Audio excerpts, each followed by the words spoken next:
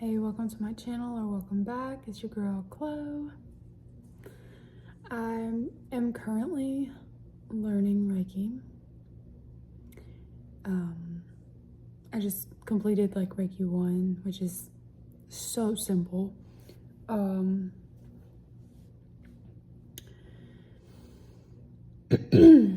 Reiki Master, she isn't much teaching me one-on-one. The way she explains it is like she's just a guide. Like if I have any questions, ask her. The session cost like $240, and it was for Reiki 1 and 2, I believe. Or it might have just been for Reiki 1. She gave me a book. So like the first session, it was supposed to be broken down into 3 sessions, but for 1 hour. But for since the first session was for 1 hour and a half, we just did 2 sessions, each 1 hour and a half. You get there's an attunement that you have to undergo in Reiki from a Reiki Master. I just want to share with you guys some of the things that I learned or unlearned, because I had some misconceptions about Reiki. I believed Reiki to be in the mental a little bit, like energy healing. My master told me to, mi maestra told me to take that conception out, like throw all intention, because Reiki is not about intention. We are just acting as a conduit. We are just acting as a vessel for the energy to flow through. We are not in control of anything, and we cannot actually heal anyone. Our bodies heal themselves, and everyone's body is healing itself.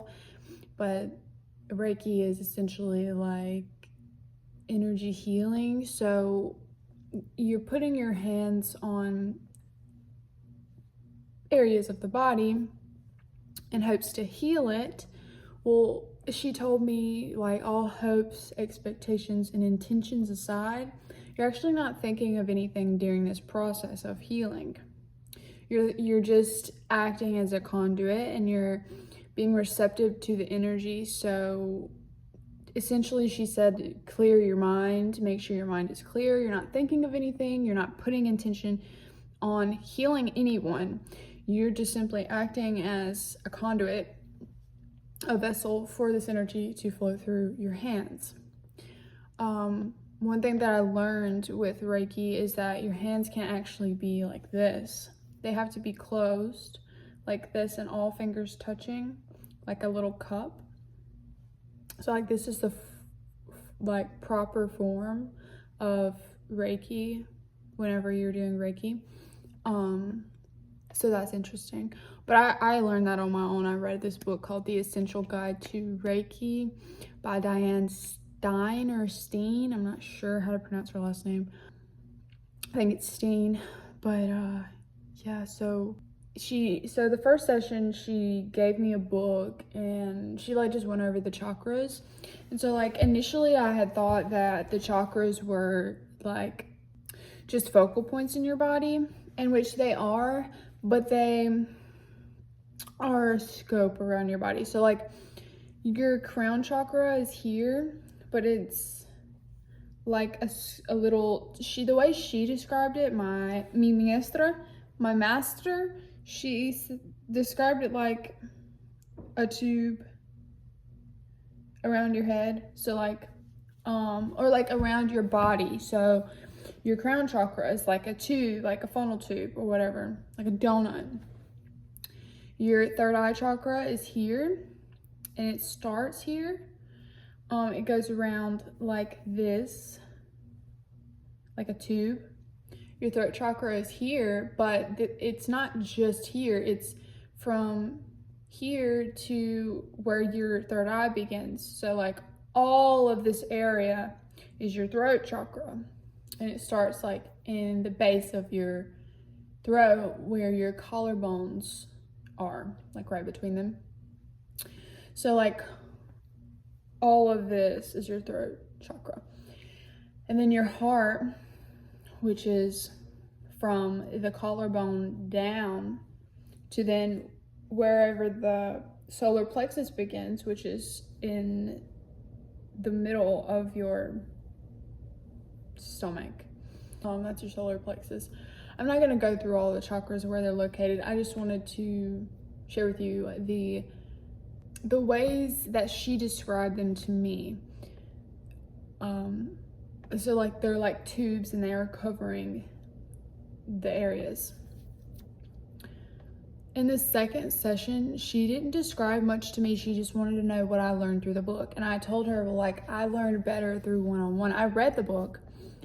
I read the book, and I will continue to go back to it. I enjoy reading, but sometimes it is better for me to be in this one-on-one interactive space in order to learn at my best. So I explained that to her, and she was like, well, that's just not how it works. And I don't know if that's like just her opinion, or if it's just her way of teaching. I know maybe the other Reiki masters may not prefer to teach this way. Some might be more interactive. She just was like, well, you have to do the work for yourself. And so in the book, it talks about how to do Reiki on yourself. It tells you like what positions to go first and last and how to do them. Well, I didn't actually do it because in my book, and I know excuses, there's always solutions to problems, always. But like the book is kind of big and it doesn't want to like stay open, which like most books don't, right? You got to put something on the corners of the book to like set the pages down, which I didn't try, but I just thought, oh, this is tedious. So I actually ended up watching a video on YouTube. I just like YouTubed Reiki tutorial on yourself, and so I will be going back to that video in order to learn the movements properly instead of having to read them out of a book. It's way more helpful for me, and you just gotta do what you gotta do. I want to learn Reiki because all forms of energy healing have fascinated me, but in my head, I've always thought like you're doing the work, but no, it's the energy doing the work through you. It's not that you're doing the work, it's that you're acting as a vessel for this energy to flow through you and do its magic. You can't actually heal anyone. They are doing all the healing, they just don't know it. Their own bodies are doing that. So that's like essentially what she explained to me right before my attunement. And the attunement is just like a little ritual, like ceremonial like energy work thing. And she just said like, if you're beginning Reiki, you just have to practice on yourself. Like before you get to Reiki 2, you shouldn't be practicing on anyone else. You should just be practicing on yourself and maybe your animals or other animals. So just like yourself and animals and plants and food, you should just be like practicing on not human beings until you get to like Reiki 2 at least.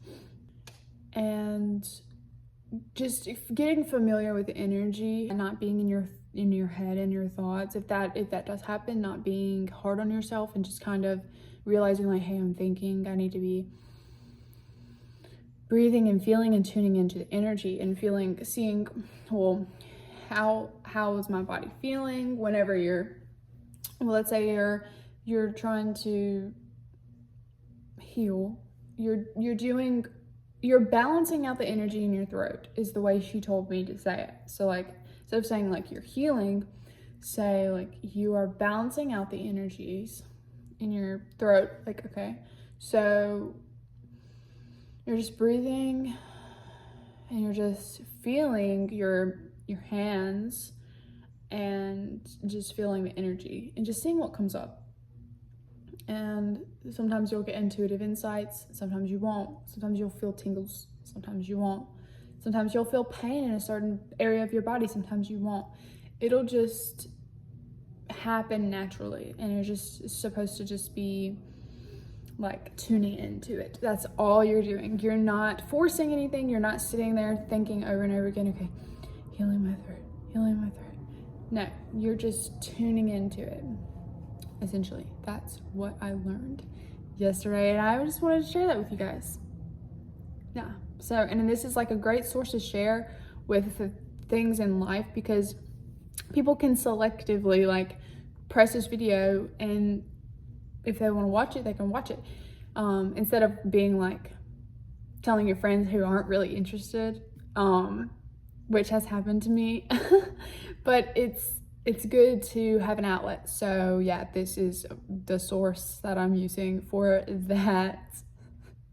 I hope this was insightful in any way for you, and I hope it helped you as much as it helped me. I wish I could give you more information, and maybe as time goes by I will be able to, but right now I'm just a beginner. So yeah, this is just like the first steps along my journey.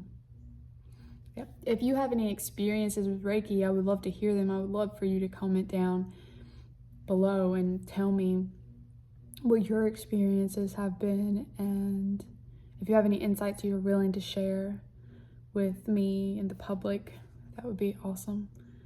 I hope you have a blessed day, a beautiful day. Thank you for watching.